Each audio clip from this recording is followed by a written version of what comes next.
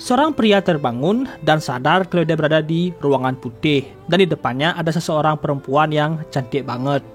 Dan MC sadar kalau ini adalah tempat di mana dia bakal dikirimin ke isekai. Dan sudah berpikir dia pasti bakal dikasih kekuatan yang OP dan bakal menjadi pahlawan dan punya harem. Apalagi dia itu sudah umur 30 tahun, masih ngejomblo dan masih berjiki. Dan di isekai dia pasti bakal bebas. Tapi Dewi ini malah bilang kata-kata yang menusuk hati MC. MC jelas terkejut, tapi itu nggak bisa dibantah. Kalau soal hinaan itu dia sudah terbiasa. Ya dia kayak kebal lah. Lalu MC tanya dia ini siapa? Yap, dia itu Dewi. Dan MC tanya apa dia sudah mati dan apa penyebab dia matinya. Jadi kata Dewi, MC dijatuhin sama cewek yang jatuh dari gedung dan tulang belakangnya patah. Dan MC sempat ingat mencoba menyelamatkan seseorang, tapi Dewi ini malah menghina MC lagi. MC jelas kesel dong, karena dia punya keinginan untuk diduduki sama cewek, tapi dia nggak bisa merasakan kelembutannya. Tapi MC tanya bagaimana kondisi cewek itu. Kata Dewi cewek itu aman-aman saja. Jadi sebagai hadiah MC akan diberikan kehidupan keduanya. Di dalam hatinya MC jelas senang banget. Dewi lanjut kalau MC akan memasuki tubuh seseorang di dunia fantasi. MC heran kok merasuki bukan dilahirkan kembali. Jadi Dewi bilang karena banyak jiwa yang reinkarnasi, mereka harus menyiapkan wadah yang cocok untuk jiwa mereka. Dan tubuh yang akan dimasuki sama MC adalah seorang pria bernama Allen. MC mulai berpikir dengan wajah Allen itu dia pasti bakal bisa punya harem. Dewi malah makin ngeledekin MC. MC kesel, tapi MC malah diancam balik. MC jelas mundur. Lalu MC tanya, jadi bagaimana dia dengan Allen memiliki satu tubuh dua jiwa? Tapi Dewi bilang itu mana mungkin, karena Allen adalah yatim piatu dan petualang biasa. Jadi dia bakal mati di dungeon pemula. MC jelas kaget dengan itu. Jadi MC bakal memasuki tubuh Allen yang jiwanya sudah menghilang. Tapi MC berpikir kalau Allen itu mati, pasti monsternya berada di sana dong. Jadinya MC nggak mau memasuki tubuh zombie. Karena itulah Dewi memberikan keistimewaan ke MC. Dan skill yang diberi adalah skill regenerasi. Dan itu akan aktif setelah MC masuk ke tubuh Allen. MC mulai merenung dan berpikir itu pasti skill yang OP. Dan MC sudah siap kehilangan keperjikiannya di isekai. Dan MC bersemangat banget bisa pergi ke isekai. Tapi setelah 3 tahun di sana, dia masih belum lulus dari gitunya. Dan Allen memiliki beberapa kesalahan perhitungan. Pertama, membasmi monster itu sulit banget. Yang kedua, dia nggak bisa belajar sihir dengan high level, dan Allen cuma bisa menggunakan skill regenerasinya saja. Ketiga, dia masih bisa merasakan sakitnya. Keempat, karena dia lemah, dia nggak punya teman dan party, jadi dia itu sendirian lagi. Kelima, dia tidak bisa menunjukkan skill regenerasi di depan umum. Kata gereja, itu seni mujizat, karena gereja sudah menguasai banyak hal. Meskipun begitu, Allen enggak menyerah dan sekarang akhirnya bisa di sini di pedagang budak. Jadi Allen punya ide, kalau dia nggak bisa punya harem, maka dia tinggal beli saja. Lalu mereka keliling dan Allen melihat budak yang sangat terluka. Allen langsung tanya mereka itu siapa. Jadi elf itu adalah elf kuno dan satunya adalah dwarf tua. Mereka itu ras yang langka. Dan Allen langsung mengambil mereka berdua. Meskipun uang Allen habis, tapi dia mau mengembalikan martabat mereka secepat mungkin. Lalu di tempatnya sudah jauh, Allen menenangkan mereka kalau dia nggak akan menyakiti mereka. Dan dia menggunakan skill regenerasi ke mereka. Dan semua luka di tubuh mereka sembuh. Dan mereka kembali ke wujud mereka yang cantik banget. Allen kaget dengan kecantikan mereka. Mereka berdua juga kaget karena mereka bisa sembuh dari semua lukanya. Pas Allen kebingungan, mereka tanya dia itu siapa. Allen memperkenalkan dirinya. Dan dalam hatinya, Allen harus tenang karena ini adalah saat harem dia bakal dimulai. Awalnya sih begitu pikirannya Allen, tapi sekarang dia lagi stres karena nggak punya duit untuk merawat mereka. Dewi juga bilang kalau tindakan Allen itu bodoh, tapi dia hanya ingin 1 hal dari mereka, yaitu dipanggil tuan yang keren saja. Jadi si elf namanya Sylvie dan si dwarf namanya Noel. Tapi kata Alan, mereka itu masih misteri karena dia itu nggak bisa baca tulisan di isekai. Jadi dia bakal fokus mendapatkan makanan saja. Makanya dia bertani. Lalu Sylvie datang. Alan sempat terpesona. Jadi Alan bilang kalau dia lagi menanam ubi jalar. Sylvie malah kaget dan tanya apa Alan akan menanam mereka sendirian. Alan seperti ketakutan, apa Sylvie nggak suka kalau ubi jalarnya ditanam sama Alan. Dan pikirannya Alan mulai kemana-mana. Tapi dia nggak bakal membuat mereka berpikir kalau dirinya itu nggak berguna. Jadi mereka dibeliin buah-buahan, tapi berkat itu dompetnya makin kering. Jadi Alan bakal pergi ke kota dan menyuruh mereka berdua menunggu di sini.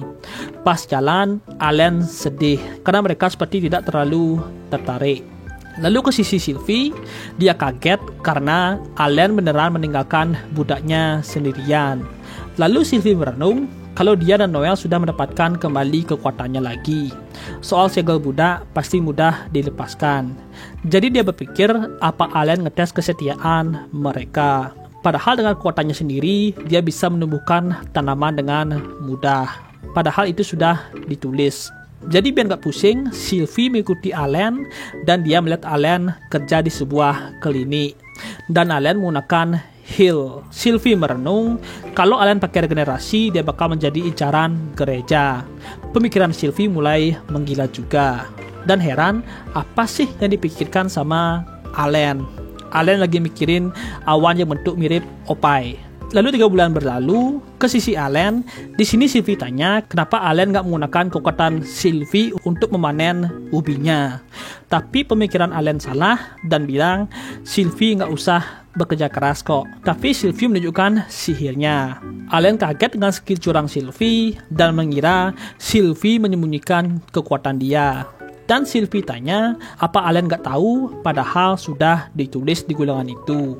Ya, Alan sadar kalau dia itu nggak bisa baca. Di sini Alan mulai berpikir keras, mana mungkin dia bilang kalau tuannya mereka itu nggak bisa baca karena itu memalukan. Jadi Alan membuat alasan kalau yang sangat mengesankan. Katanya dia masih bisa melakukan pekerjaan kerasnya. Jadi dia nggak mau mereka sembarangan menggunakan sihirnya. Tapi di dalam Alan, dia itu merasa seperti orang bodoh. Dan Alan mau lanjut manen ubinya. Sekarang ke sisi Sylvie, dia malah berpikir kalau niat Alan itu dermawan banget dan perhatian ke mereka. Tapi ya, itu salah. Dan Sylvie mengira kalau Alan itu pernah kehilangan orang yang sangat penting. Ya, enggak. Jadi Sylvie mengobrol dengan Noel soal masa depan mereka. Balik ke sisi Alan, di besok harinya dia kaget melihat semua tanamannya siap panen. Alan merasa sedih karena disalib sama Sylvie. Alan jelas tanya kenapa Sylvie pakai sihirnya. Sylvie malah malu-malu, tapi Alan merasa kalah total. Dan dia takut dianggap nggak berguna. Jadi dia bakal menunjukkan keahlian lain yang dimilikinya. Jadi dia akan melakukan prakarya. Dan pas Alan mau bekerja, Noel muncul dan penasaran dengan apa yang dilakukan sama Alan. Alan terkejut karena ini pertama kalinya Noel mau ngobrol. Jadi Alan bilang dia mau bikin rumah dengan beton. Noel penasaran dengan beton itu dan Noel itu sangat penasaran. Jadi Alan bilangin apa itu beton dan cara membuat semen. Dan pas Alan menyombongkan dirinya, Noel langsung menggunakan sihirnya untuk membuat semen. Alan kaget dan sadar kalau Noel juga pengguna kekuatan cheat. Dan di sini Noel kayak Metsugaki. Alan jelas sedih, padahal dia tadi songong parah. Jadi Alan makin takut dia bakal dianggap enggak berguna dan dibuang. Jadi dia harus lebih waspada. Tapi mereka sudah jadi membuat 3 rumah. Alan heran, bukannya dia seharusnya menjadi yang terkuat dan punya harem. Tapi Alan belum tahu kalau di masa depan dia bakal dipuji sebagai Raja Iblis dan dianggap sebagai ancaman sama pahlawan.